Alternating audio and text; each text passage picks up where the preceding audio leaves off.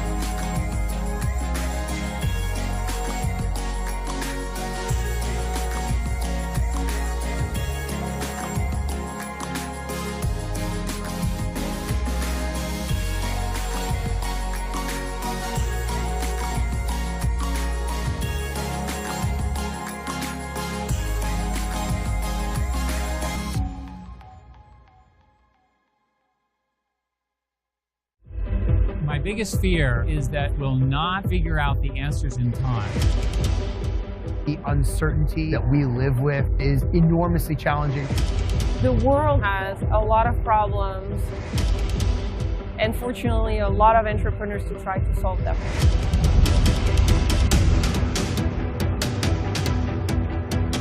The 5,000 people are coming from different countries, from different walks of life. That is the beginning of the change that we need.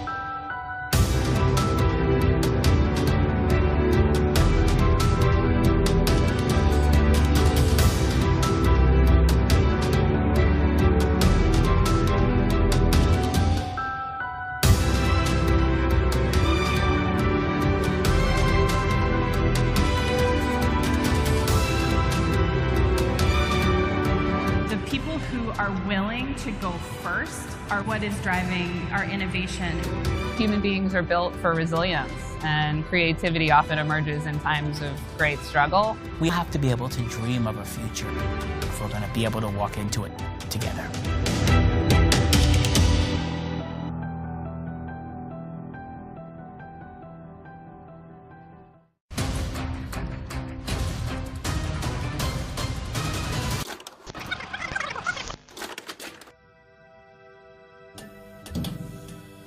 We've seen ideas grow.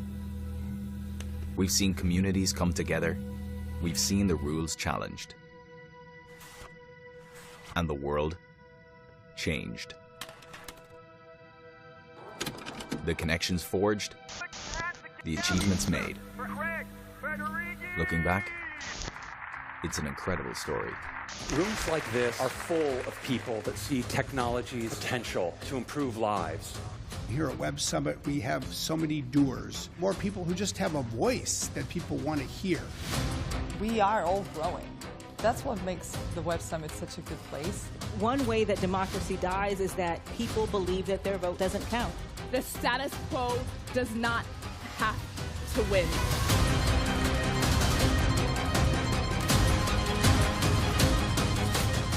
We're living in an era where facts are under assault. Every human being deserves the dignity of the truth. People are courageous, and they should never have to decide between their careers or their freedom. Do not be silent. We are the change that we have been waiting for. Activism comes in all different shapes and sizes. We want to have a better future. We want to have a future. Now it's time for hope. We must fight for that hope. It's a long journey, and we're just at the beginning. It begins here at Web Summit.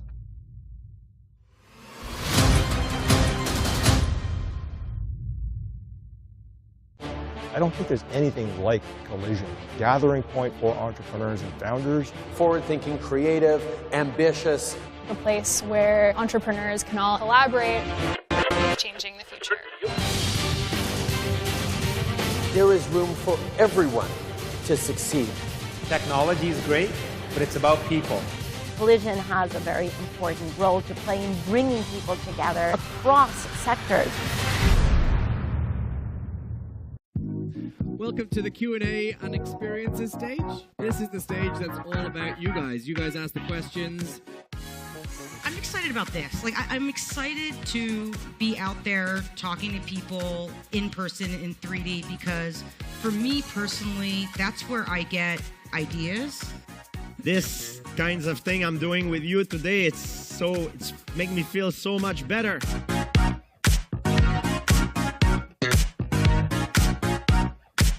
I get a lot of questions about what we're doing, and this was sort of way up there on the scale of good question. The idea of presence, where people share a space together, appreciating each other's music or making a song request, and then you just are okay to go on about your life, but you had a meaningful touch point. The only way we can bring about the change is to be the change that you want to see. Thank you very much for coming.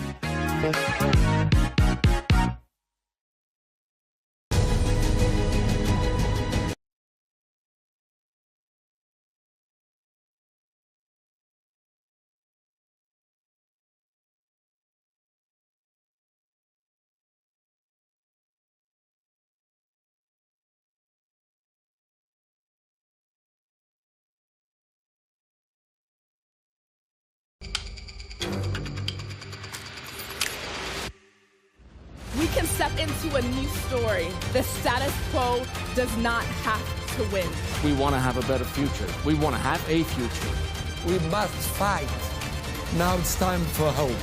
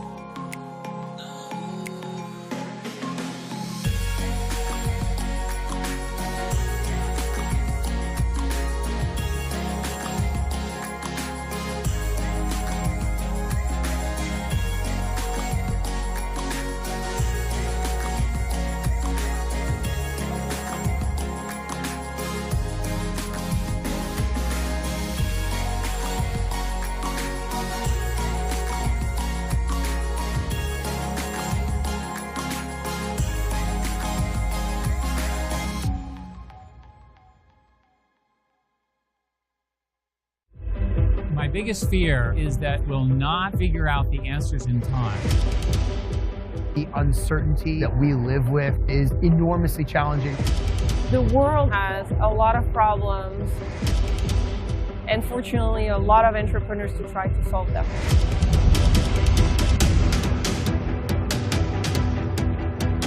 The 5,000 people have come from different countries, from different walks of life. That is the beginning of the change that we need.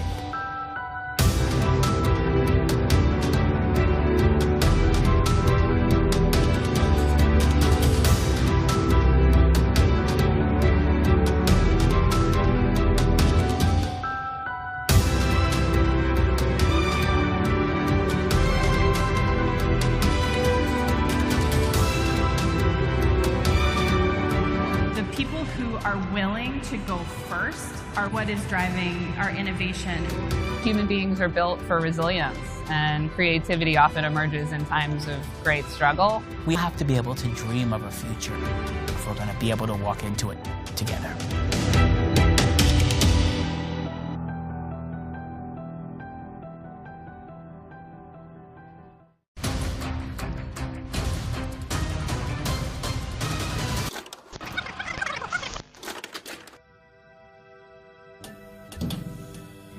We've seen ideas grow. We've seen communities come together. We've seen the rules challenged.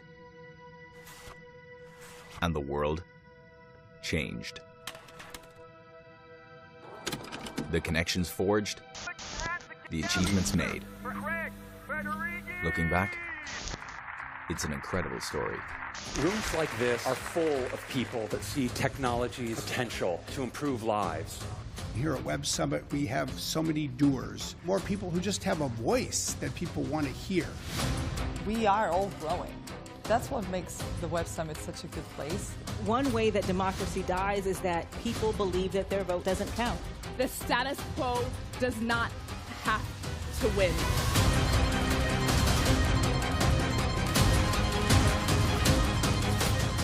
We're living in an era where facts are under assault. Every human being deserves the dignity of the truth. People are courageous, and they should never have to decide between their careers or their freedom. Do not be silent. We are the change that we have been waiting for. Activism comes in all different shapes and sizes. We want to have a better future. We want to have a future. Now it's time for hope. We must fight for that hope.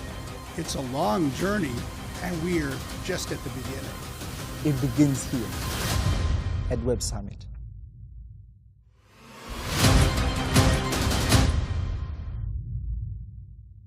I don't think there's anything like Collision, gathering point for entrepreneurs and founders. Forward-thinking, creative, ambitious. A place where entrepreneurs can all collaborate, changing the future. There is room for everyone to succeed. Technology is great, but it's about people. Collision has a very important role to play in bringing people together across sectors. Welcome to the Q&A and Experiences stage. This is the stage that's all about you guys. You guys ask the questions. I'm excited about this. I'm excited to be out there talking to people in person in 3D because for me personally, that's where I get ideas. This kinds of thing I'm doing with you today, it's make me feel so much better.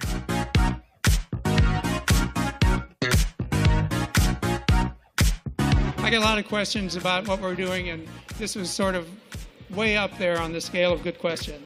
The idea of presence, where people share a space together, appreciating each other's music or making a song request, and then you just are okay to go on about your life, but you had a meaningful touch point. The only way we can bring about the change is to be the change that you want to see. Thank you very much for coming.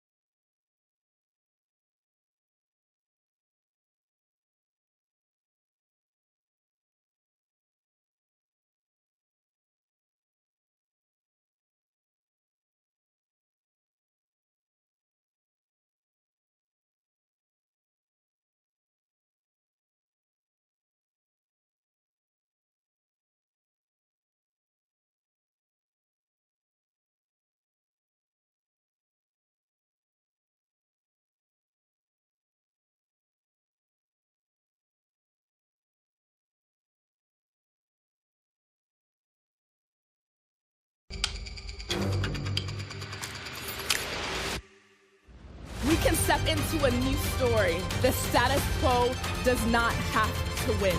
We want to have a better future. We want to have a future. We must fight. Now it's time for hope.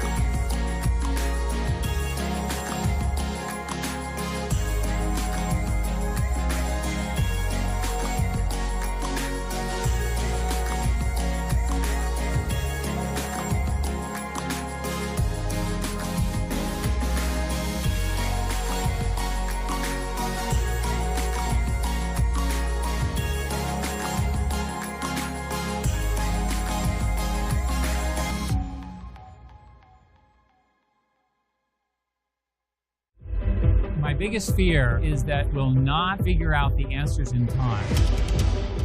The uncertainty that we live with is enormously challenging. The world has a lot of problems, and fortunately, a lot of entrepreneurs to try to solve them.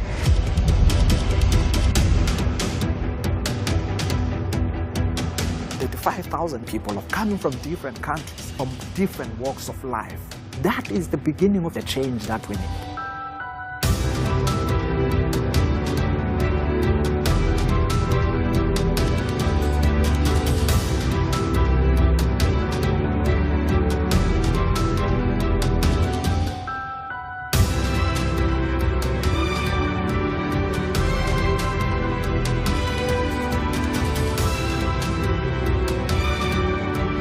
People who are willing to go first are what is driving our innovation.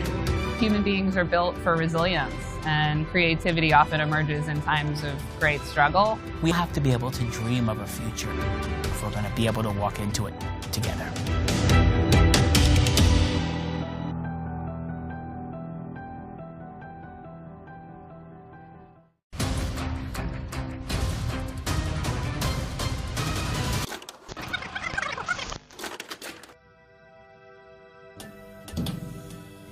We've seen ideas grow. We've seen communities come together. We've seen the rules challenged. And the world changed. The connections forged, the achievements made. Looking back, it's an incredible story. Rooms like this are full of people that see technology's potential to improve lives. Here at Web Summit, we have so many doers, more people who just have a voice that people want to hear. We are all growing. That's what makes the Web Summit such a good place. One way that democracy dies is that people believe that their vote doesn't count. The status quo does not have to win.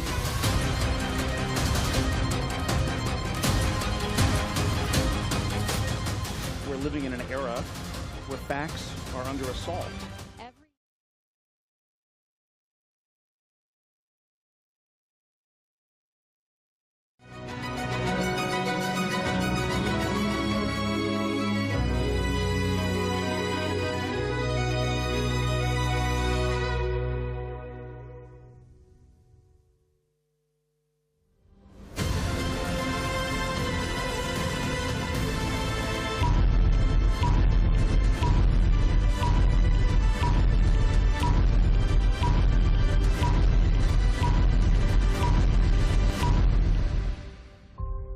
Please welcome to the stage, founder and CEO of Web Summit, Paddy Cosgrave.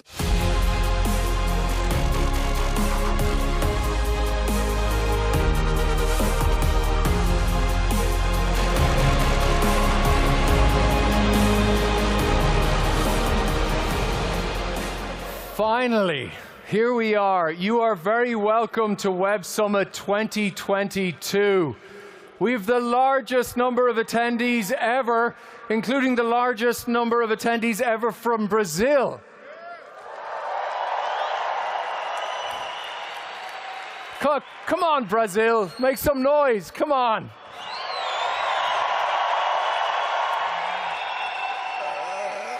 Brazil, of course, also, as of yesterday, has a new president, Lula.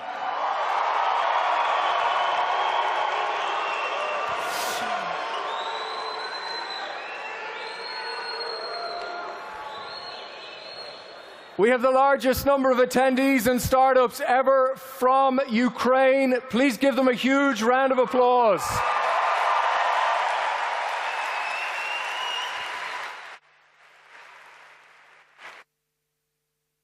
And finally, let's give a huge round of applause to our wonderful hosts, Lisbon and Portugal.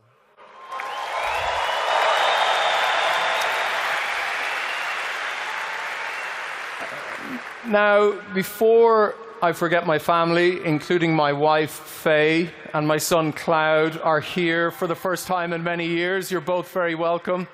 Along with my mum, who has never been to Lisbon before in her entire life. You're all very welcome.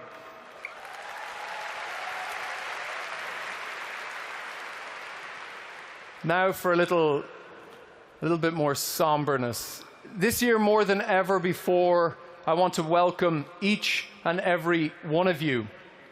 I can't tell you how great it is to see so many of you here, and I'm so grateful, genuinely, to be able to declare that Web Summit is back. We sold out this year's event weeks ago, and the numbers over the next few days are going to break all records. Wait till you see tomorrow. It has been a tough couple of years. We have had the pandemic, and now economic uncertainty and war in Europe. But through all that, even as we hosted amazing Web Summit events online, we knew that people wanted to come together in person, to meet in person, to talk in person, and to connect in person. And that is what this week is absolutely all about, making connections. There's no substitute for doing it in real life. Zoom calls just don't cut it. Here in Lisbon, we have the world's largest gathering of entrepreneurs and investors. And sitting all around you are amazing people. Yes, Web Summit is about brilliant speakers, many of whom you'll see on the stage starting this evening. But it's also very much about you. It's about you meeting each other, because so many of you can help transform careers, companies, and even countries. And so, in what has become an annual tradition at Web Summit, I'm going to ask all of you to stand up and introduce yourselves to at least 3 people around you. It's the joy of Web Summit. You never quite know who you are going to meet and what that might mean in your life. Are we ready? Let's all stand up. Come on, let's go.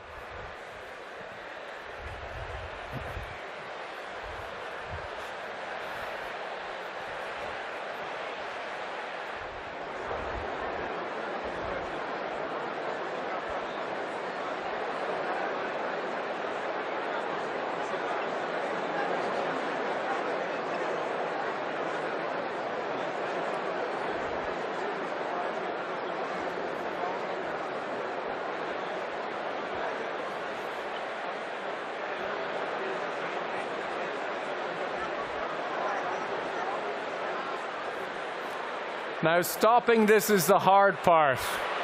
It's very, very hard to stop this. But when you're done, if you could just take your seat, it would be absolutely fantastic. Thank you. Thank you. There's going to be lots more time for this over the next few days. At Night Summit, at Wine Summit, at the Food Summit. Oh my God, I can't stop you guys.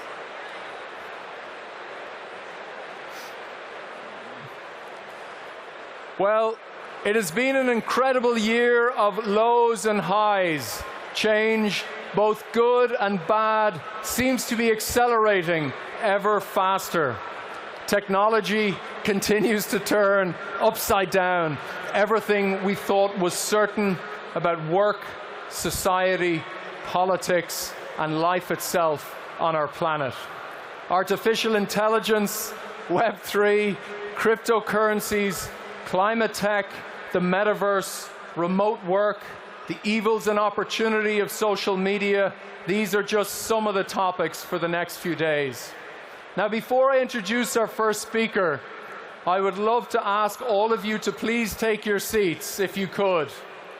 Antonio, who I see just there, if you could sit down, please.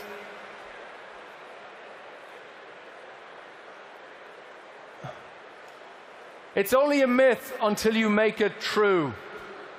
At the opening of the 2021 Web Summit, Carlos Moedas, then the newly elected mayor of Lisbon, said that he wanted to go beyond the top of the web and create a unicorn factory to promote the city as a technology center.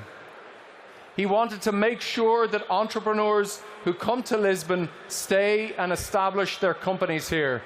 Today, the promise has been fulfilled with the Lisbon Unicorn Factory announcement last week. Please welcome to the stage the Mayor of Lisbon, Carlos Moedas.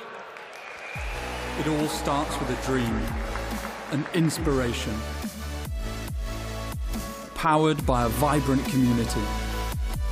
From early on, we help ideas start to take shape, nurturing them throughout the initial stages, and now supporting growth to truly scale, raising your dream to 1 billion. It's only a myth until you make it true.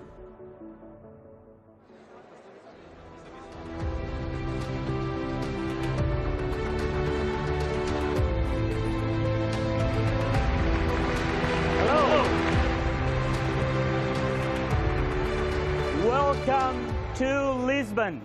Welcome to this wonderful city of ours, this city of light, this city of innovation, our city of Lisbon. We're so proud to have you here. Thank you for coming, to all of you. You know, last year, I was here on the stage telling you a little bit about the dream that I have for this city, about the vision that I have for the city. And I told you that I wanted to have a city that would be carbon neutral by 2030. And with that, I wanted at the time to have free public transportation for the young and the elderly. I wanted a city that cares for the elderly, and I wanted to have a free health plan for everyone that is over 65 years old. But I came here also to tell you about innovation. I worked for 5 years in Brussels on innovation.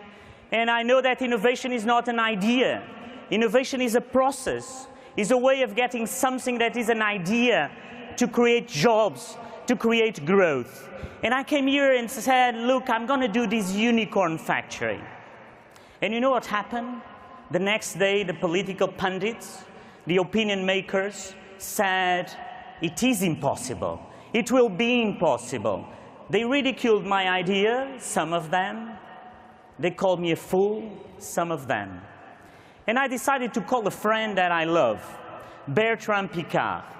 Bertrand Piccard is the grandson of Auguste Piccard, a man that broke records, going for the first time in the 30s, 1930, on a hydrogen balloon.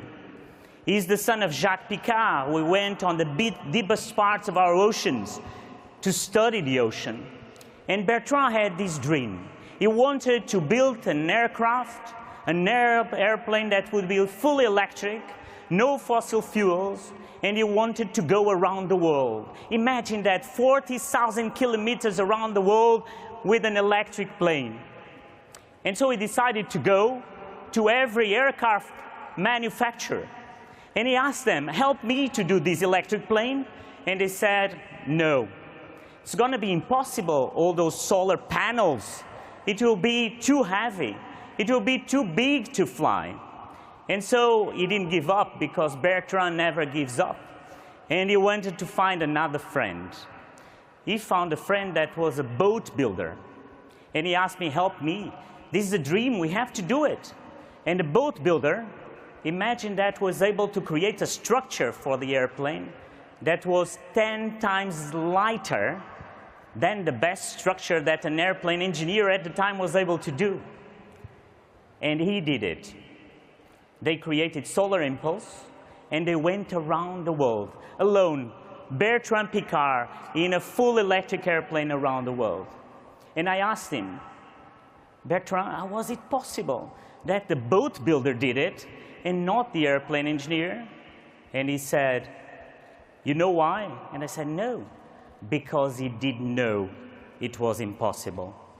So, Carlos, surround yourself by those that don't know it is impossible. Surround you by the ones that you met at the Web Summit, and do what you dream. And that's what I did. I surrounded myself with those people. And today I'm here to announce the Unicorn Factory of Lisbon. Every year, my friends, I'll take the 20 best startups that are entering the scale-up phase. We'll bring them to Lisbon. They'll stay 8 months with us. They will meet the unicorns that are today in Lisbon, the executives of those unicorns. They will have mentoring with the big tech companies, and they will learn how to do it, because innovation is a process. And so in just 1 year in Lisbon, since I said that last year, we had 8 unicorns that came to town to set up their offices. In just 1 year, we were able to actually have today free transportation for the young and the elderly in this city. And we launched the biggest free health plan for people over 65, where they can have a doctor when they call, and that doctor can go to their house. That's what we did, because we really want to transform this city in the city where the impossible meets the possible. You know,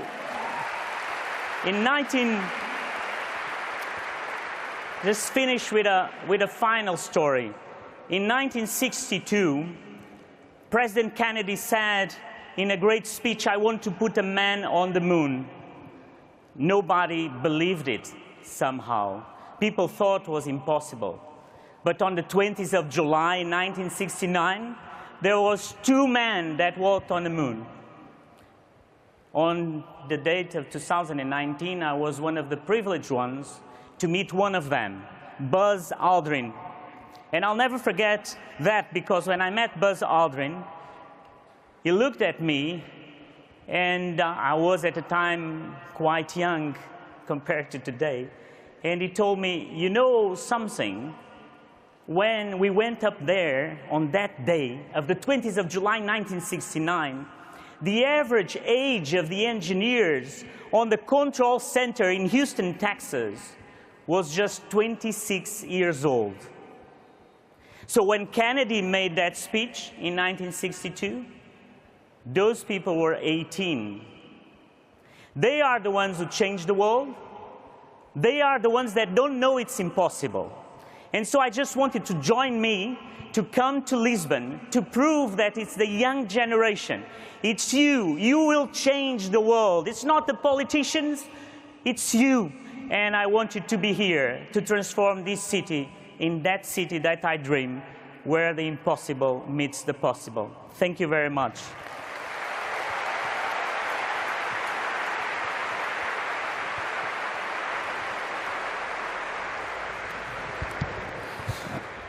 Thank you so much, Mayor. I would now like to invite to the stage, representing the government of Portugal, the Minister for Economy, Antonio Costa.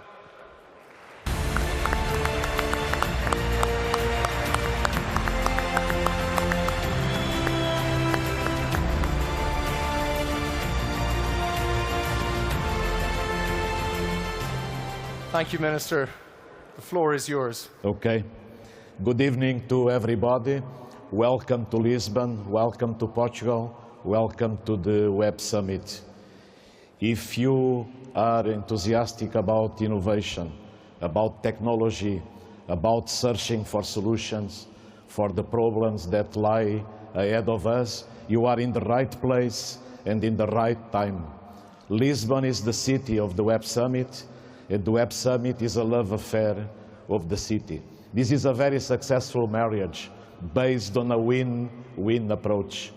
Web Summit is stronger than ever, and in Lisbon, in Portugal, we have developed in the last 6-7 years an ecosystem of innovation and technology that is providing answers to the country and to the economy. And regarding across the spectrum, we have today one of the highest number of unicorns in Europe per GDP. In the last 6 years, we were able to attract 20 times more venture capital for our startups. And in terms of the technological companies, the value of these technological companies increased 50 times in the last 6 years. So looking ahead, we have key challenges for the future. And Portugal today is a combination of surf with innovative technological companies. It's a combination of well-being with nice weather and nice startups, some of them becoming unicorns and going globally. And on top of that, we are a combination of sun, but also with technical solutions, starting in the energy side. We need solutions for energy to fight the climatic threat, and Portugal has today 60% of our electricity that comes from renewable resources. This is quite an achievement. We were one of the fastest countries to develop this transition, and we are looking ahead in terms of the battery. We will live in a battery-driven world.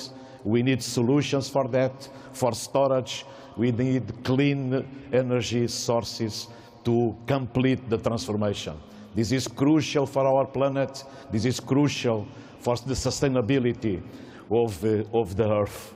And on top of that, we are reviewing our startup law. We will have one of the most competitive laws in terms of attracting startup and talent to Portugal. With the stock options, will be one of the most aggressive regimes. So please, if you are considering to develop your startups, your companies, your technological business, consider Portugal. And on top of that, the 27 European countries have decided to locate in Lisbon the European Agency for Startups. So we are dealing with, as a founder of the ESNA that will be launched during this conference. We are working with Spain, with Austria, with the other European countries in order to develop this business. But I would like also to announce here, as part of our national plan of recovery and resilience, that we will launch in the next days during the Web Summit a strong package of 90 million euros for digital vouchers and green vouchers to support 3,000 startups for the next 4 years.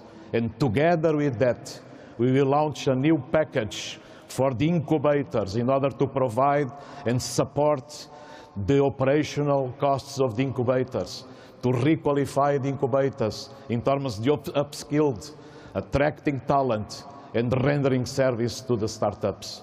And I would like just to finish saying that we are living very challenging times, but also very fascinating times. And if we look across the history of the human species, it was always the technology, the technical solutions that were able to solve the most difficult problems. Technology is not a panacea, but it can help to solve the problems that we have in front of us. And first of all, we have the problems of the cities. The cities consume 75% of the energy across the globe. They emit 80% of the dioxide of carbon. So we need to change the paradigm of the cities. And we need you, your ideas, your concepts, your projects to make this transformation. Without changing the paradigm of life in cities, we will not be able to fight the climatic threat. And we need also your contributions using all these available technologies like artificial intelligence, machine learning, to be applied to the health sciences. They will reshape the health sciences, and they will help us to detect in advance some of the most lethal diseases that affect the human race. And it is there, the patterns, they capture the patterns. By these technologies, they can provide the answers to the future. We need as well response for our oceans. We have to protect the oceans, the ecosystems. We are witnessing a level of destruction in biodiversity in this planet caused by the consumption of the fossil fuels. That is not acceptable. And please don't be mistaken. The climatic threat is there. If we continue in this path, ignoring the most effective ways it is affecting the life in this planet, we will have problems in the future. But I think if we look back in our history, from the printing press to the steam engine, from the car to the plane, from the computer to the electricity, from the laser to the internet, all these extraordinary inventions of the human species create more wealth and they solve problems. And I hope that today we will be able, as a species, in a collaborative platform, to render solutions to this problem. And I would like just to finish saying that some centuries ago, the Portuguese navigators left Lisbon, just not far away from here, and they reached each continent on Earth. They launched the first wave of globalization. It was a sort of rehearsal of the globalization. And today we are very happy that you travel across the world to meet here in Lisbon, to exchange ideas, concepts, and find solutions for the problems of our time. and facing the future. And please don't forget that the future is not what will happen to us tomorrow. The future is what we start doing right now. Thank you very much for your attention. Thank you, Minister. So we go.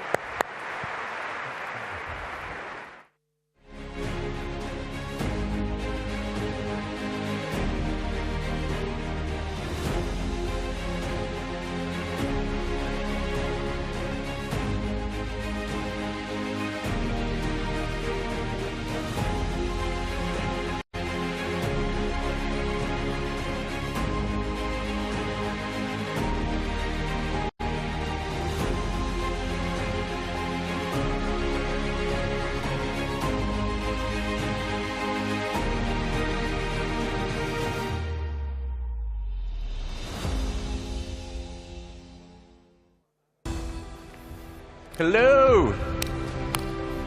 All right. The world is watched as the cryptocurrency sector grappled with plunging values in a crisis that remains unresolved.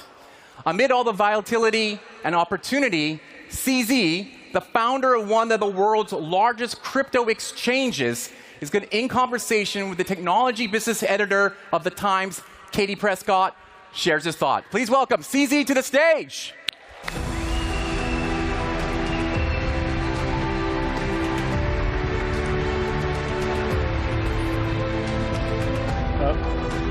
Hold on. Let's get one big selfie here. Come this way so we get the audience. All right, make some noise behind me. Woo! Okay, thank you. Thanks. Thanks, Kate. Hi. Hello. Hi, everyone. I think CZ and I were just saying this is probably the most number of people we've ever spoken in front of. And wow, isn't it terrific to see everyone in person? Yeah. Like, I spend a lot of time in my job talking about augmented reality and the metaverse, but I don't think anything yet beats this. We're already in the metaverse. Does feel a bit like it. Now, CZ, in so many ways, you're the man of the moment. And we just heard in the introduction about what's happened to cryptocurrency. And of course, we're going to talk about the $500 million that you've put into Twitter with Elon Musk, which has obviously been the big story of the last week. But I'd like to just start by talking about the context to this particular Web Summit, because I think it's really fascinating. You know, we had this surge in tech during the pandemic. It was a social and economic lifeline for so many people. Tech stocks were like this. And now, a little bit like has happened to cryptocurrency.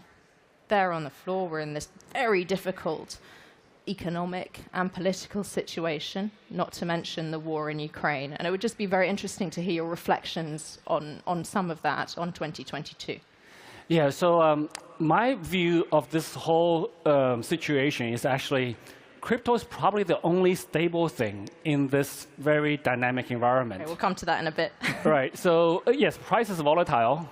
But if you look at the technology, if you look at the fundamentals of cryptocurrencies, limited supply, nothing's changed. It's the most stable thing technology-wise in this whole turmoil situation. So price do fluctuate in US dollar or fiat currency prices. But that's just driven by the macroeconomics. It's the rest of the world that's not stable. So that's my view, which is a little bit of an extreme view, but that's how we view it. And a bit controversial. And if we start by talking about what people are calling the crypto winter, I think we've seen the price of Bitcoin drop by 60% this year. When you say that crypto is stable, people who've lost huge amounts of money, let alone those who lost money when Terra and Luna collapsed, might think, hang on a second, that's not quite right. Yes, so everything's volatile. Tech stocks, as you mentioned, also dropped quite significantly. Crypto in 2022, crypto Bitcoins crashed to 20,000. In 2018, Bitcoins crashed to 3,000. In 2015, Bitcoins crashed to $200 US. But if you look at those crashes, they're going up. The prices have gone up. So it depends on the perspective. You just look at 1 year horizon, yeah, crypto did drop, Bitcoin did drop from 60,000 something to 20,000 today. But if you take a 5-year, 10-year horizon, things look very different. So there are volatilities in investments. We need to educate investors to learn to manage risk. What is different then, do you think, about this crypto winter compared to the others that you've just mentioned? It's a little bit different. So in 2015, the crash, 2014, 2015, the crash, it was just a Bitcoin industry. 2018, 2019, 2017 was the ICO year. So everybody's doing ICOs. So the Ethereum, ERC20 tokens, any project can issue a token, raise money on the blockchain.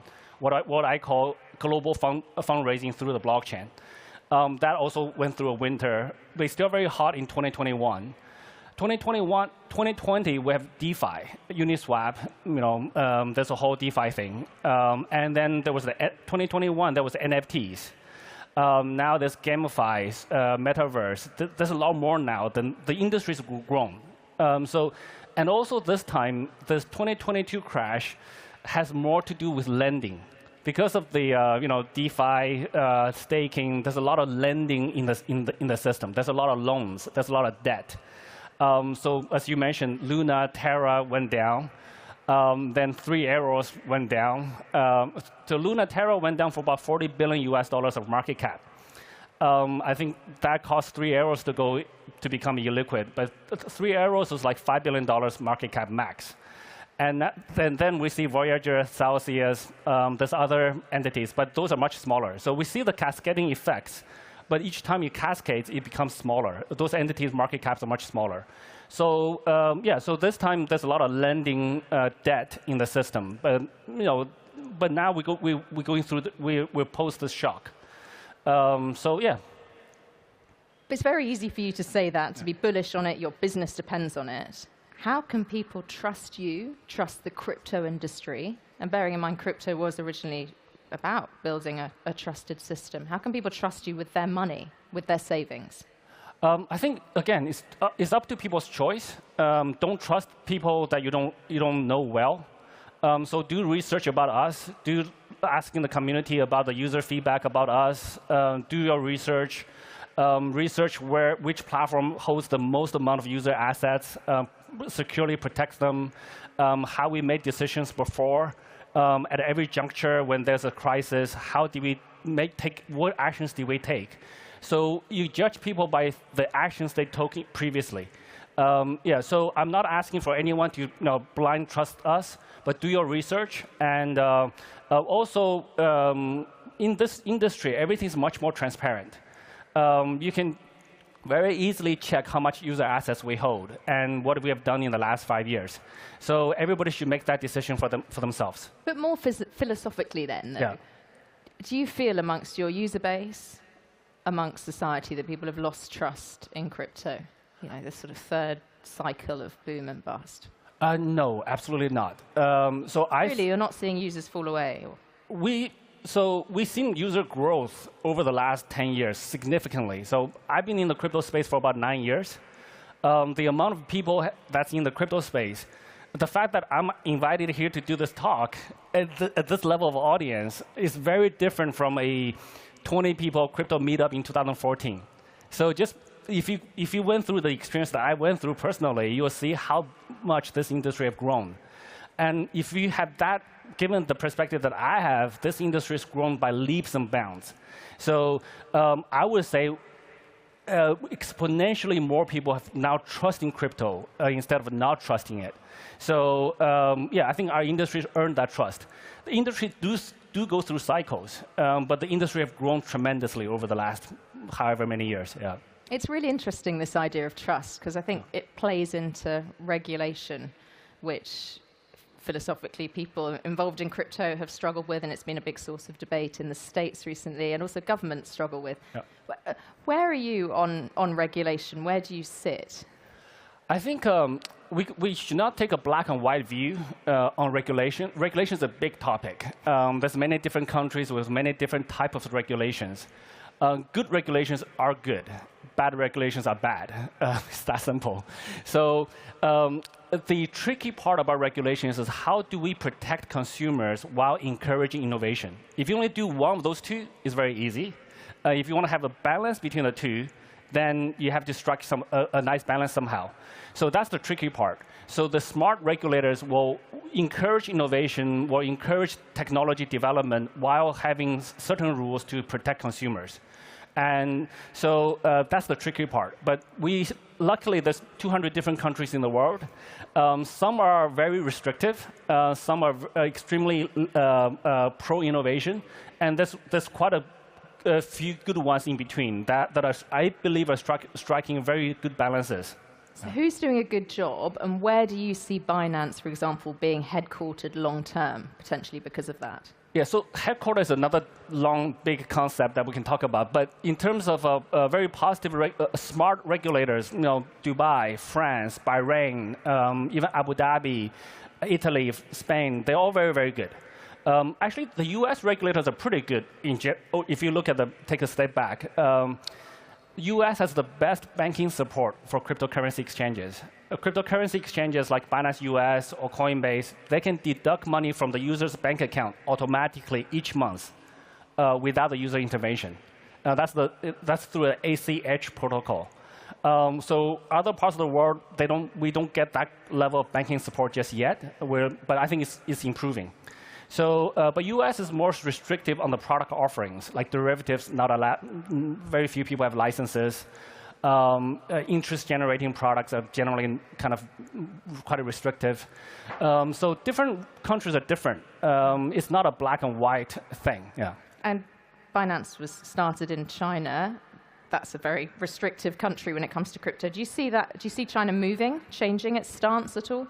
So a small correction. Binance, the organization, was never in China. I was in China when Binance started physically. So again, this concept of how do you define where the organization is. There's still a lot of misconceptions that people think that Binance is a Chinese company just because I look Chinese. I'm Chinese ethnicity, but Binance is not a Chinese company. But on the Chinese government's regulation of the country, of the company? I think it's very negative. So China's very restrictive. In 2017, they said no cryptocurrency exchanges in China 2 months after we started, so I left fairly promptly. That turned out to be a blessing in disguise. That actually helped us to become more global. And 2021, they reiterated that again, and they banned the miners, crypto miners. So 2013, they explicitly said no Bitcoin payments, no labeling of e-commerce products in Bitcoin. So they've been pretty negative so far, but Hong Kong is opening up. Hong Kong now has some positive messages in the last week or so. They're now opening up retail investors into crypto now. So things change over time. We're hoping that China will become more positive, but in the current state of Chinese regulations, they will lose the crypto industry. Interesting. Yeah.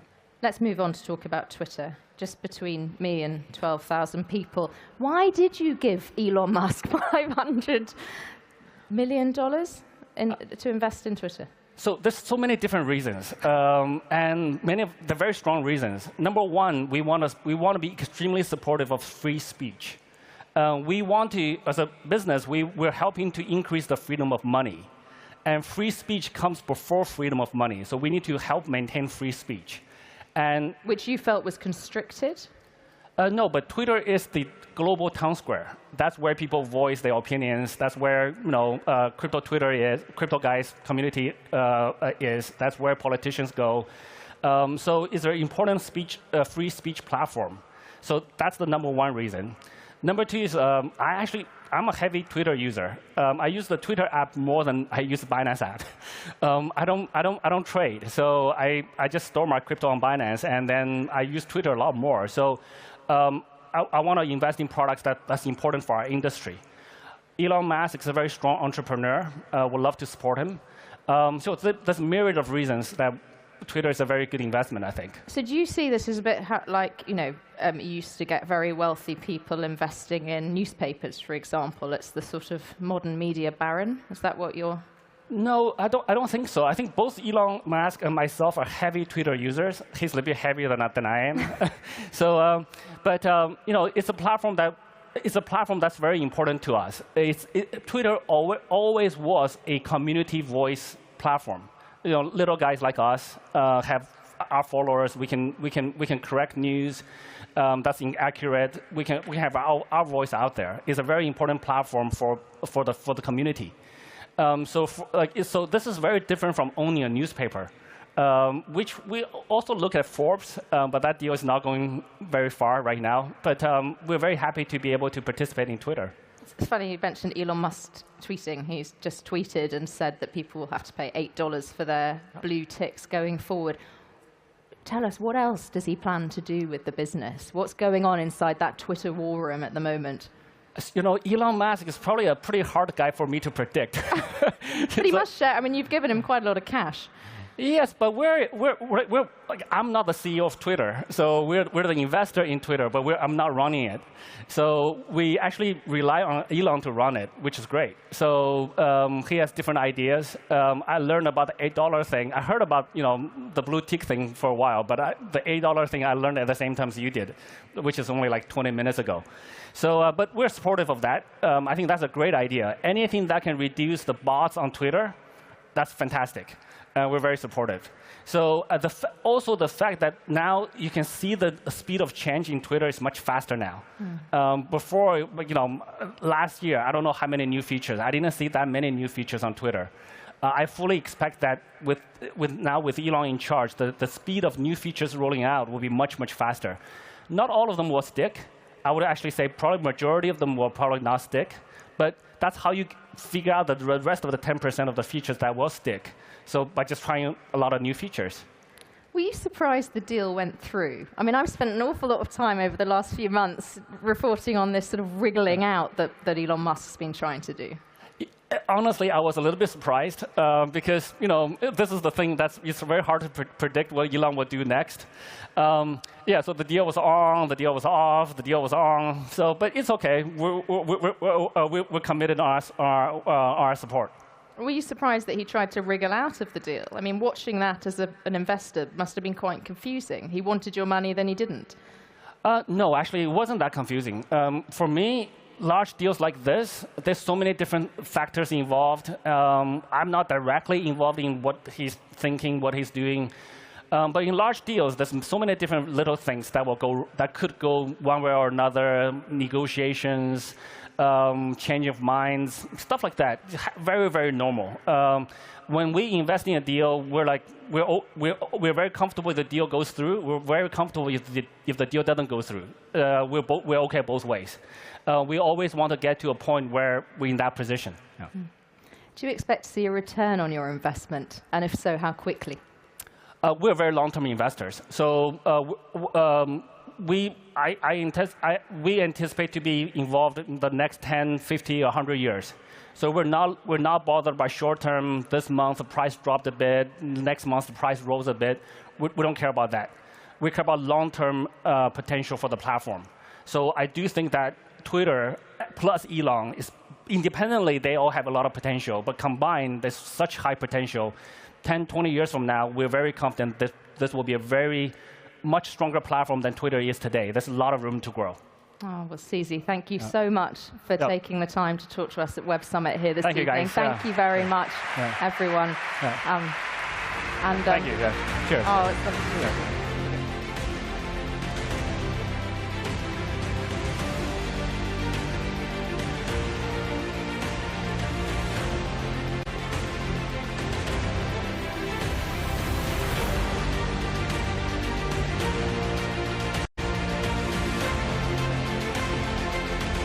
Okay, we're going to have a little contest right now. Some of the most exciting things that happen at Web Summit happen backstage and in some of the VIP lounges and access points around the venues.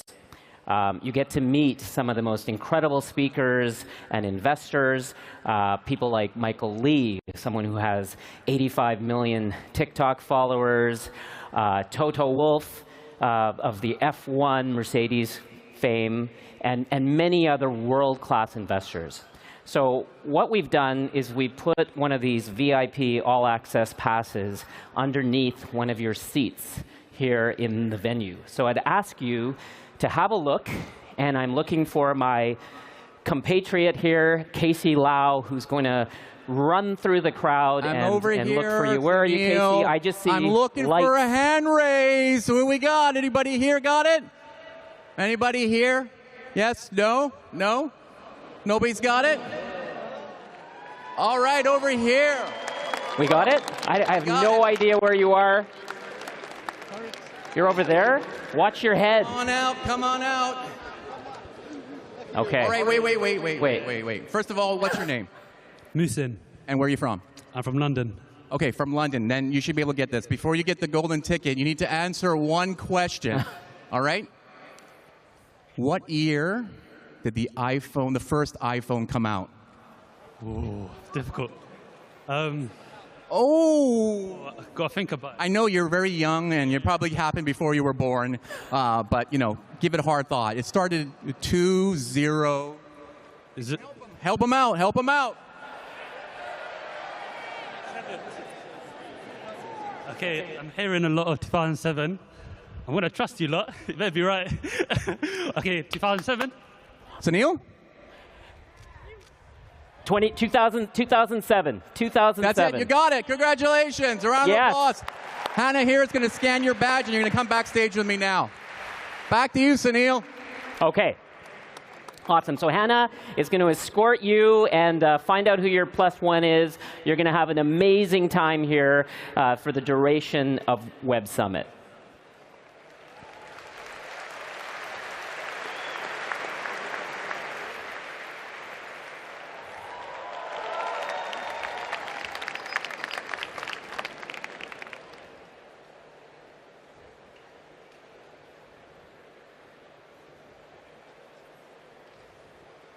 We're going to queue up to the next speaker, please.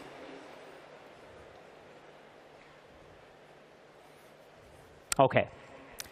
In September 2022, Apple and the South Bank Center launched a groundbreaking partnership to support Black creatives in the United Kingdom. This ambitious program is part of Apple's Global Racial Equity and Justice Initiative, and it represents Apple's first racial equity and justice initiative in Europe.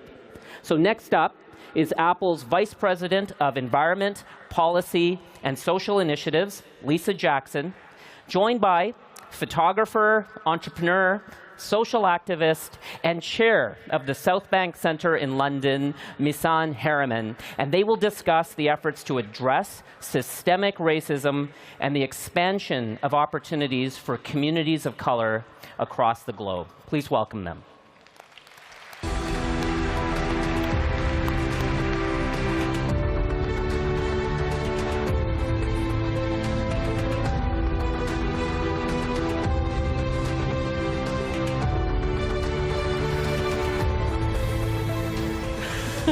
Wow. Wow. Musub, you almost got a little bit lost on that answer. I was rooting for you. Congratulations. Lisa, what a pleasure to be with you today. Today we're going to talk about purpose.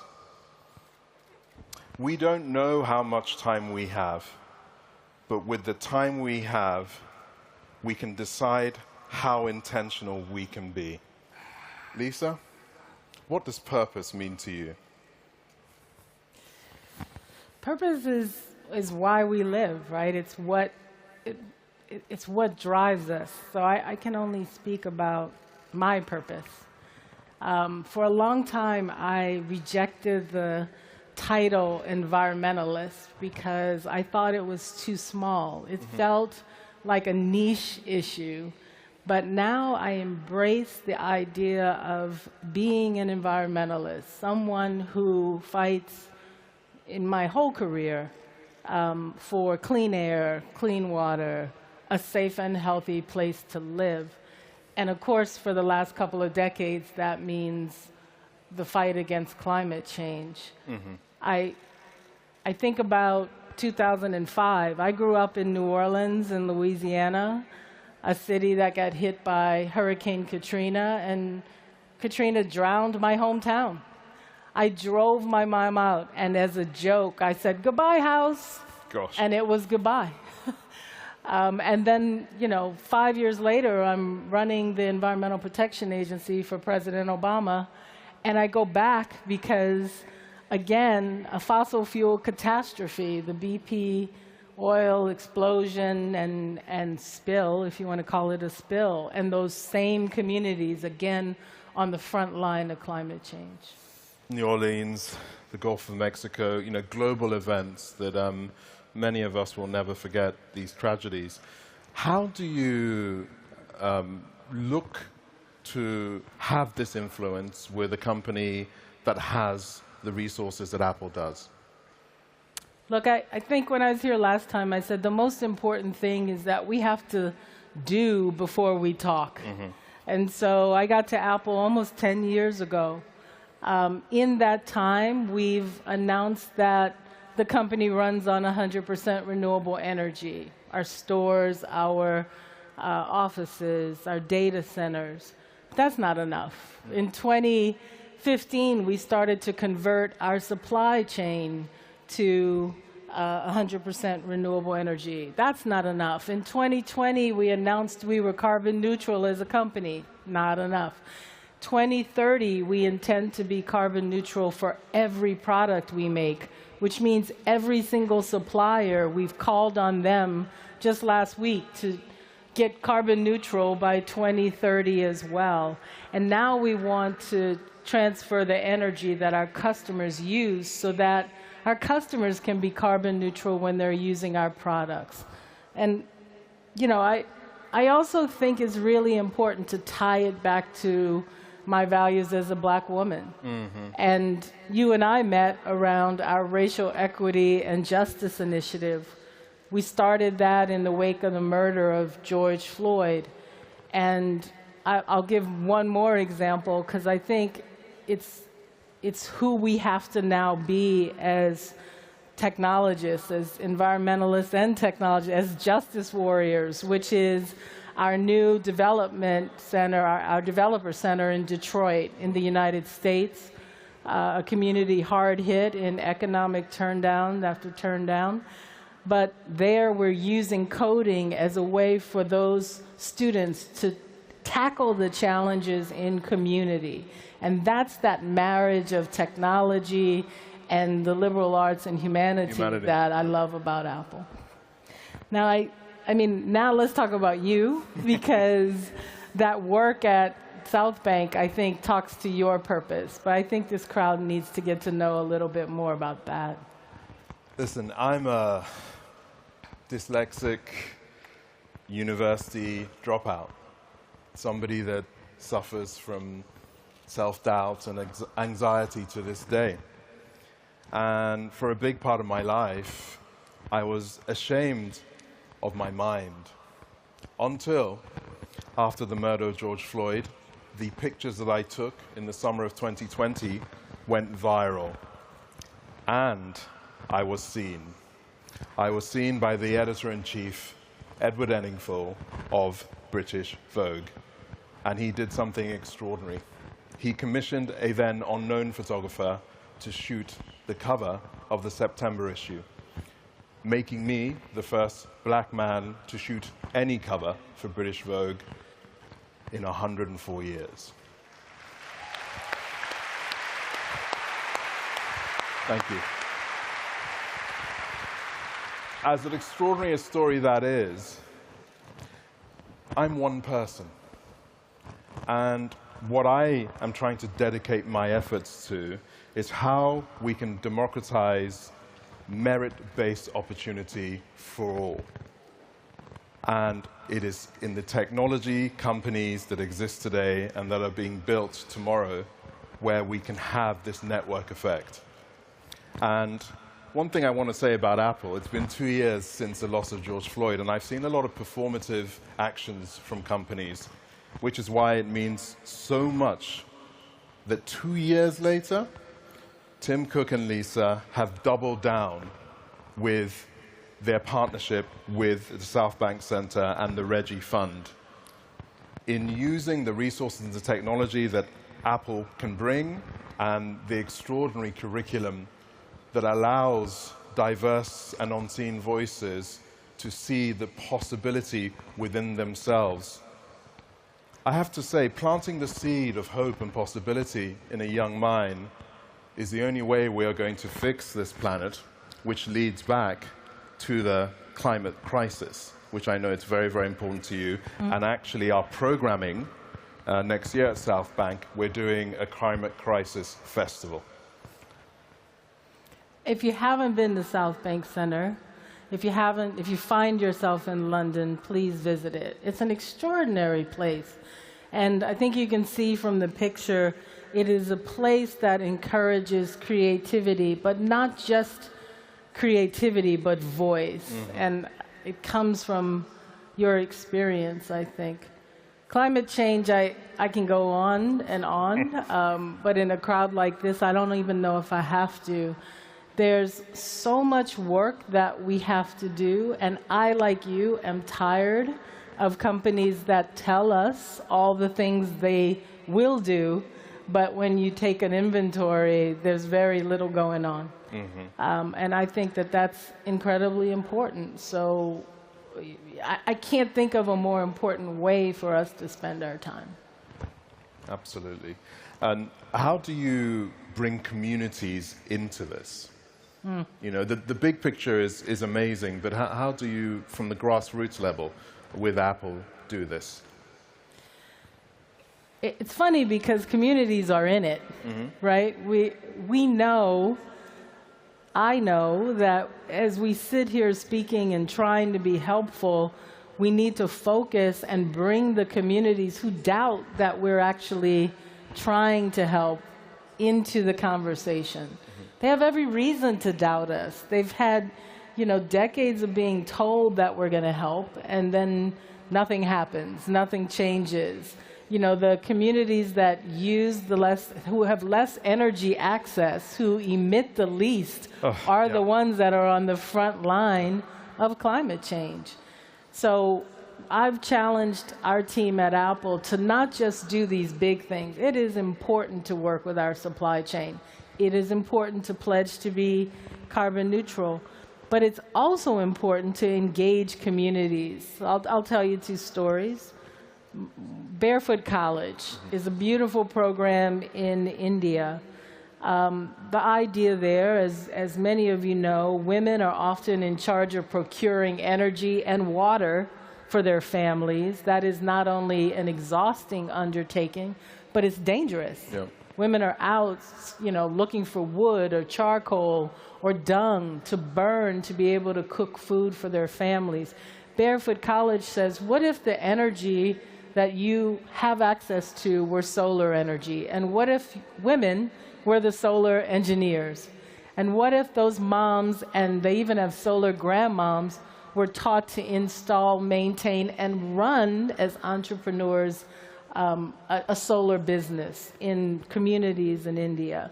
And so we started with Barefoot College years ago and have grown that project inside India and in the continent of Africa. Or we're all going to need more carbon removal if we're going to meet our climate goals, including Apple. I would love to say we're not going to emit any more carbon, but to do it in a just way, to do it in a community-focused way, we need to encourage forestry, and we need the foresters to be in the communities, whether that's in Chile, whether that's in India, whether that's in Kenya, whether it's in Colombia. You know, the mangroves, the forests, the grasslands have to be preserved so that they can suck the carbon dioxide out of the air that we've already emitted. So we have to work at the global level, and then that old cliche about thinking about what impact we can have locally. And that, I mean, that's why I'm so excited to be with you today, because the last time we were at South Bank together, you said something to me that stuck in my head, and I think you should talk a little bit about that here tonight. So I've recently been announced as the new ambassador for an extraordinary charity called Save the Children. And in being the new ambassador, I had to see what was their most pressing concern globally. And last month, I flew to Somaliland and saw the East Africa hunger crisis firsthand, seeing pastoral families that for generations, I mean, speaking to elders that are 95 years old that are saying they've never seen 5 seasons of drought. That is climate change and climate crisis. And I want to give you a stat. 1.8 million children under the age of 5 are on the verge of severe malnutrition. We haven't had these sort of numbers in 40, 50 years. And the most important thing today, my call to action for you is not necessarily asking for money or donations. It's for everyone here to recognize the power and importance of their timeline and newsfeed, whether you have 5 followers or 5 million. I need and would like the stories of these families, and specifically the most innocent, these children, to get out, because I believe in the average man and woman and the network effect of empathy. So, if you do own a social media platform of anything, Twitter, Instagram, if you're on there, please just get on Google or get on Save the Children and talk about the fact that we are on the verge of the biggest loss of life of children in generations. Your voice is as important as those influencers and celebrities you may look up to. It's a very important thing, and it's something, Lisa, you know, I've been saying we need to cause some more good trouble with the platforms that we stand on. Yeah, one of my heroes, John Lewis, said, good trouble.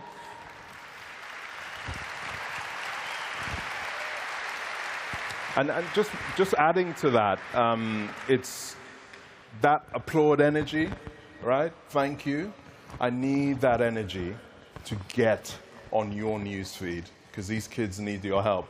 There's a phrase I use sometimes saying, as the world is burning, we cannot pass each other by like ships in the night. I'm still thinking about 1.8 million children. I'm still thinking about all the challenges that we face. And I'm still back to your idea of purpose. And all the work that we do, I think one of the reasons we're friends is that it has to be grounded in something else. Yes. It has to have purpose. And purpose comes really from empathy, and empathy is the mother of hope. And one thing I wanted to ask you, Lisa, because I think a lot of us are stressed even looking at the news, right? What gives you hope? Doing the work. Actually, 2 things. Doing the work, whenever I start to feel like this problem is too big and justice is an illusion, or maybe that moral arc is bending way too slowly towards justice, I do the work. When you do the work, you find the other people doing the work. When you do the work, you find that empathy, and you remember that only our humanity is going to solve these problems. And then when you do the work, the second thing that I've gotten incredibly hopeful about is this generation of people, y'all. This idea that you are impatient for change. This idea that you come together at this summit, that you come together in your workplaces, that you've come out of this pandemic with an idea that things have to change. That inspires me. And I cannot think of one big revolution, one change that wasn't led by young people. And certainly, as an environmentalist, it has always been young people who have seen a different future, who have realized that the future they see and make is their own. So that gives me hope. Well, you heard Lisa. I would close really by saying, you know, it's okay not to be okay. I think we need to lean into that as a global family. I really have seen young people in the pictures that I've taken, working at the South Bank, the work I'm doing with Culture 3, with Web 3. I'm seeing young people show us the way. And for the elders, if there are any in this room, I think there is a lot for us to learn for the next few generations that are coming. There is a Rumi quote that I wanted to share with you in this age of us reacting strongly to things, and it goes like this: raise your words, not your voice. It is rain that grows flowers, not thunder. Thank you very much. Thank you.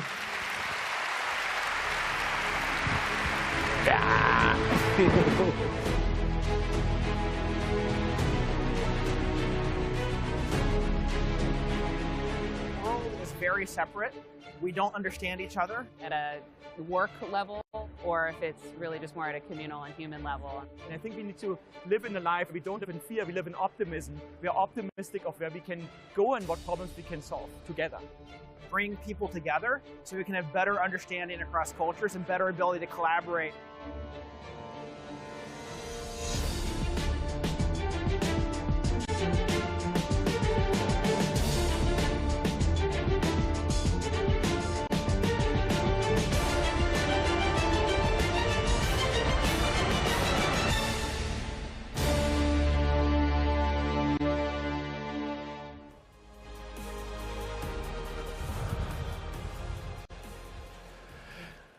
In a time of war, we all have to ask ourselves, what can we do to help Ukraine? Before I introduce our next and final speaker, the First Lady of Ukraine, I want to share something that I think needs to be done. As an Irish citizen, I ask myself, how can Ireland help Ukraine? My answer is for Ireland to stop bankrolling Russian oligarchs.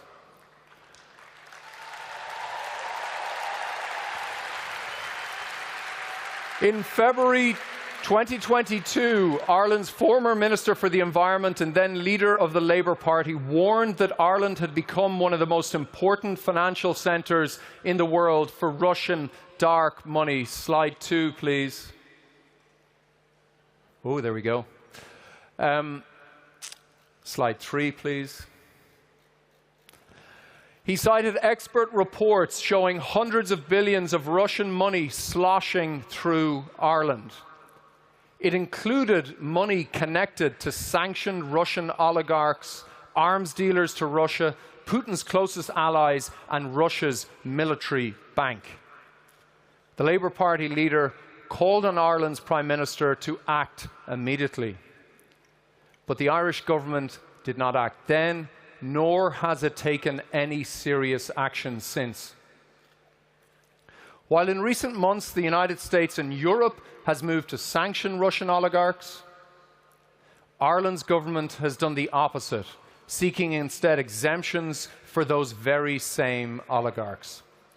And in addition, the Irish government has rejected international calls to shutter Ireland's shadow banking sector to Russian dark money.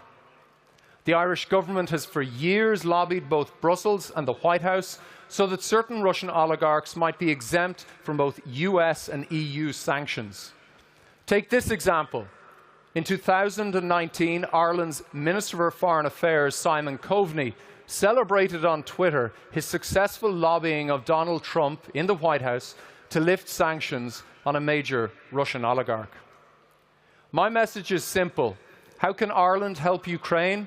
Stop bankrolling Russian oligarchs.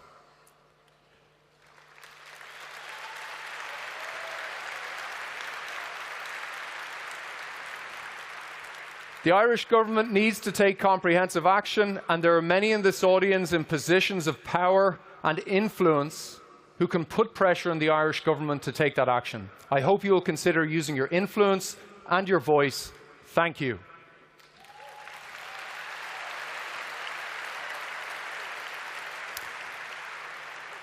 And now to our final speaker. The world was shocked in February when Russia invaded Ukraine. Since then, the world has been inspired by the resilience and courage of the Ukrainian people. The past 8 months have been catastrophic for Ukrainian families, many of whom turn for hope to the country's leadership.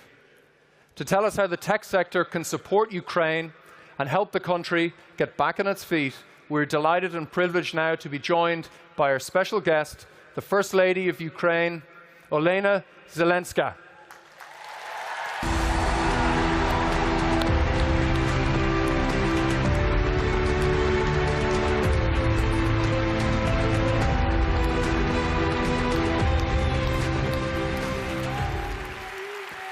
Героям слава!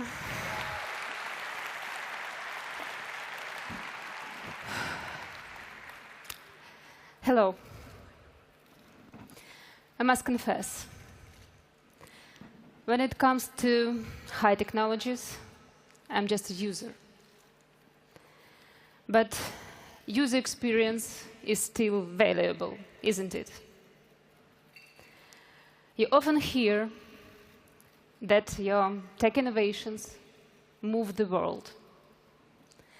But I think it's more than that. You have the power to determine the direction in which this world moves. Of all, the dystopias we read about in science fiction novels and the threats of the destruction, of life destruction, are much closer than you think. We felt it in Ukraine because of Russian terror. Because Russia puts technology at the service of terror. What you see is the aftermath of using such technology. This is a missile and drone attack on Kyiv. They call it Shahed killers. Experts say that the technology is quite simple, but it is not enough to save people. It's enough to kill people. It's enough because those who own technology help in terror. These are people who were killed by drones in Kyiv 2 weeks ago. They died in their own home. Bogdan Zamchenko was a young IT specialist. His wife, Victoria, was 6 months pregnant. They were found next to each other under the rubble. When you hear a story like this about Ukraine, you should know it is not an isolated case. In most cases, Russia bombs civilians, our houses, streets, and civilian infrastructure. They deliberately choose live targets. You may have seen the results of this Bellingcat investigation. Bellingcat found that Russian IT specialists are playing an active part in Russia's terrorist hits on Ukrainian cities. Before the war, they used to work in private IT companies. This is exactly what I'm talking about. Your chosen profession, your field of expertise is now a battlefield in Russia's war against Ukraine, a battleground between good and evil. And some IT specialists in Russia have made their choice to be aggressors and murderers. At the same time, others can help us defend against them and use power to stop this terror, save people, and restore the destroyed. This is exactly what you can do. You can help us to stop the list of terrorist victims from expanding. Young hematologist She dropped her son off at kindergarten on her way to work, but she never made it to the clinic. She died in her car because of the Russian strike. An entire family in Dnipro, daughter, son, mother, and grandmother, were killed by a Russian missile. Only the family dog survived, and him, howling on the ruins. It may seem a tragedy of one family, but in reality it is a tragedy for the whole nation. The whole Ukraine was depressed when we saw it. I didn't know these people personally, but I know people who did. It's really close. Technology has in many ways brought us closer together through social media and messenger apps. But imagine all of a sudden a social media account stops getting updated. The person running it no longer responds to messages. And then you see the black and white photos. And you know that the unthinkable has happened. During this month of war, thousands of Ukrainian social media accounts will never be updated again. Those people are gone. Now Russian terrorists have chosen a new target for their attacks, our energy infrastructure. They are attacking our power plants. There are blackouts everywhere in the country. This is what Kyiv, our capital, usually looks like. And this is what our evenings look like now. As a result of Russian attacks in our power plants, every day we have no electricity, no communication, and no internet for hours.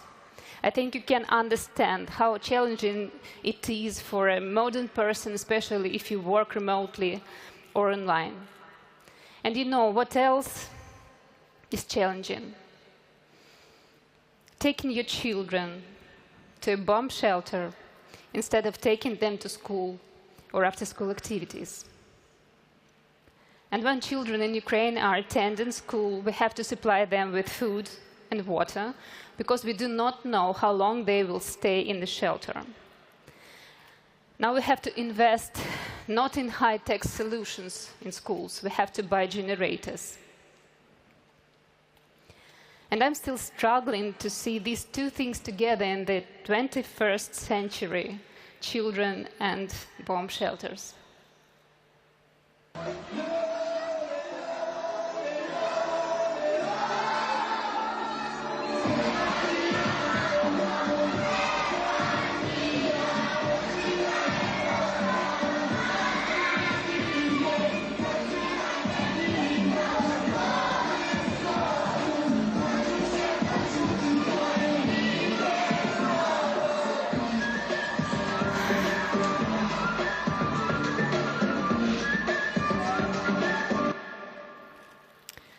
I couldn't believe that in 2022, children would be sheltering away from bombs and missiles, just like in the old days of brutal wars. As one little boy said, people should be flying to Mars, not run into their basements. Now, together with our children, we are forced to light matches and candles across the country as the sun sets.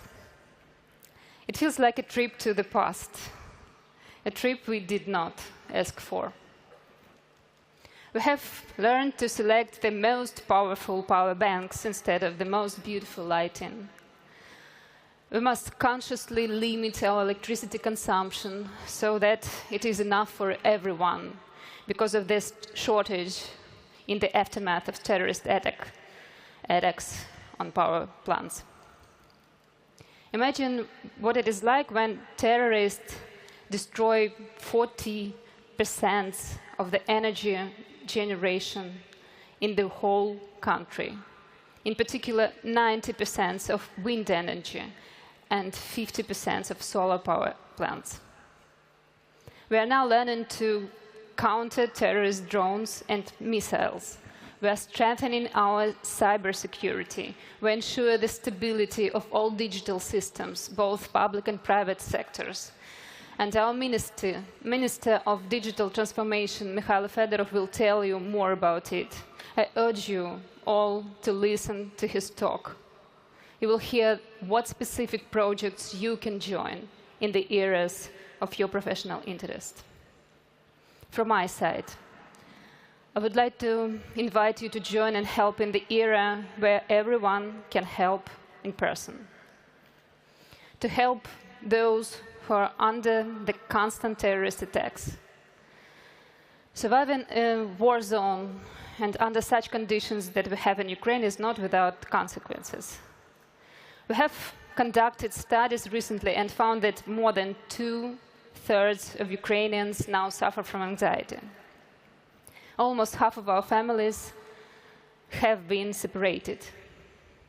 I'm sure you understand that there is no point in talking about happening rating in Ukraine at all. The country and its people are in total crisis mode. These days, many of my projects are focused on mental health. But few organizations and individuals are equipped to help with mental health in the context of full-scale, constant terror. So we have to develop war-focused mental health projects from the scratch. This is how our national mental health program came into being with the support of World Health Organization. We want to ensure that every medical worker, policeman or policewoman, rescue worker and call center worker, anyone who works with people, is trained to be equipped to deal with psychological trauma. We want to self-help apps to appear on every smartphone in Ukraine. We want to make sure that modern-day technology is used to save, not harm people. For example, this is Sasha from Bucha. She's trying out her new bionic prosthetic hand. Russians shot their car when she and her parents were trying to escape the occupied city. Sasha bled for 2 days in the basement. Because of the occupants' presence, it was impossible to provide timely medical assistance. Now the kid is learning to control her new hand, and it was made in the USA. And this is Ivan. Russian tank ran over the car with this boy and his stepfather. Ivan's stepfather died, Ivan survived, but he lost his leg. This video was taken in California just a few days after Ivan received his new prosthetic leg. Prosthetics are high-tech. I first properly understood the extent of the advances made in prosthetics when I met the incredible Hugh Herr in the United States. He's a professor at MIT, and he uses prostheses created in his laboratory. And people like him are inspiration. We have set ourselves a goal in Ukraine. Even if Russia wants to take away and destroy the way of life of our people and life overall, we have to give these people protection and all the opportunities to live. All the victims of Russian terror should receive the best treatment, the best rehabilitation, and the best prosthesis. Everything to make sure that can help living a full life. Russian terrorists are bombing our schools. Despite this, we aim to give our children access to education and anything else they need to be able to dream about the future. This is an area in which absolutely everyone can help. It's very easy to find projects to support our fight for freedom, our defense against terror, and the rescue for our people. And I'm asking you to find these projects.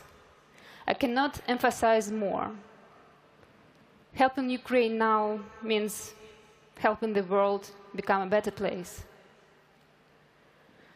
where development and innovation are lauded, not terror, where children like Sasha and Ivan and many others can have limbs again and can learn and dream about space instead of hiding in basements, being afraid of their lives. To implement such projects and help people, I set up and launched my foundation a month ago. The focus of my foundation is the person. I believe that the recovery of our country begins with the people. If the strength of people is restored, the whole country will be restored. The enemy seeks to throw us back to the Middle Ages. Its primary targets are schools and hospitals. Here you can see their ruins, and there are already hundreds of them. So my first two priorities are education and medical care. And the third priority of my foundation is humanitarian aid. In other words, helping people to get back to life they are used to, when they have a place to live, food to eat, and warm clothes to wear. All the things are already needed. They are needed throughout Ukraine, and in our occupied regions in particular, where many people remain in partially or fully destroyed houses. A lot of people refuse to leave their homes due to various reasons, and that's why we need to help. These people are looking forward to our help. The first month of my foundation was devoted to this. We bought generators, firewood, other means of heating, and generally anything that would bring warmth back to our people. I believe that our big victory consists of small ones, small victories of every person, victories over cold, hunger, and despair. And I believe that technology should be used to create, save, and help people, not to destroy. I believe that such technology is the future. Earlier, I told you that you are the force that moves the world. You have a potential and technologies that can help, not destroy. I'm certain that by helping Ukraine, you can move the world in the right direction. So I invite you to do so. Let's do it together. Thank you. Slava Ukraini!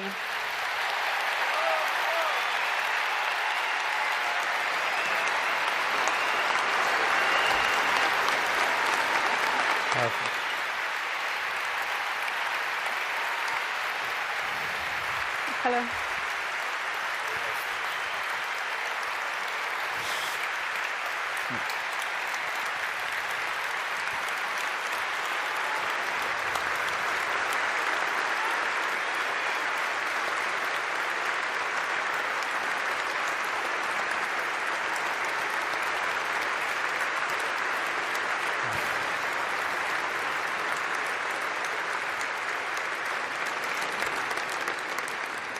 Wow, Olena, that was incredibly powerful. You might join us as we formally open Web Summit with a short countdown.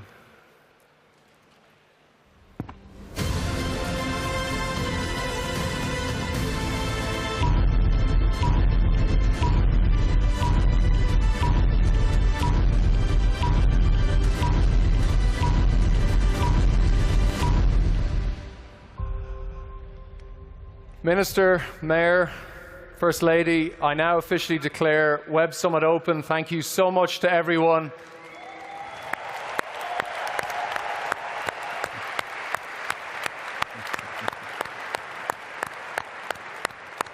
What an incredible leader. We're so grateful for her to be here and the entire Ukrainian delegation. It's absolutely fantastic to be back in Lisbon, Portugal. Enjoy your evening and see you all tomorrow morning. Thank you.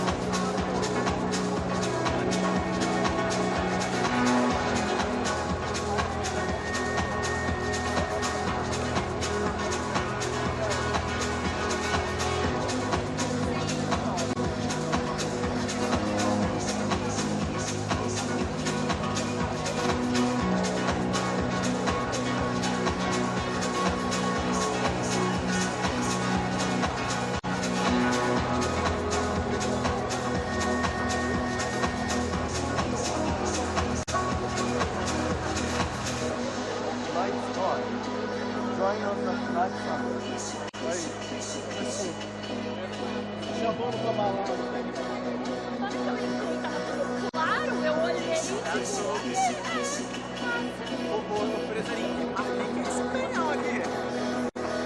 Uma câmera. Uma câmera.